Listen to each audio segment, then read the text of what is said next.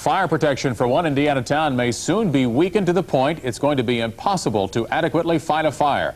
Warnings of the danger ahead are coming from the fire chief of Greencastle. Linda Lupear was in Greencastle today and tells us more about this problem.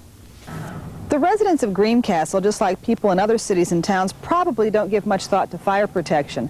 But the state tax freeze, combined with a recent Supreme Court ruling that policemen and firemen must be paid overtime, has put the Greencastle Fire Department in a bind. The fire department is composed of 10 firefighters and the chief.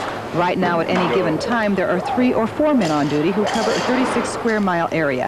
However, a schedule of maximum hours set under the Fair Labor Standards Act would require each of those men to be paid for 24 hours overtime every 27 days. The city of Greencastle can't afford that, so the chief, Bob Elmore, has been asked to cut back. That means some days there would be 2 men or even just 1 man on duty. They can go ahead and respond to the fire, and then as soon as other people are on station, respond to the fire in a car or in another truck.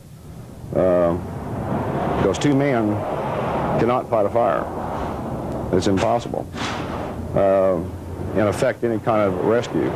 The chief proposes hiring 2 more firemen at a cost of $34,000 a year, or enlisting 15 volunteers at a total cost of $17,000 for equipment and insurance.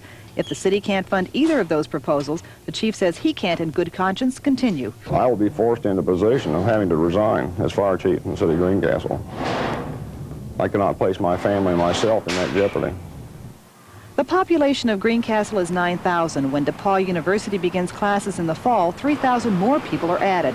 The chief has been quoted as saying since DePaul pays no property taxes, perhaps its fire protection should be cut off. He softened that stand, and tonight at a meeting of the city council, DePaul officials will make an offer.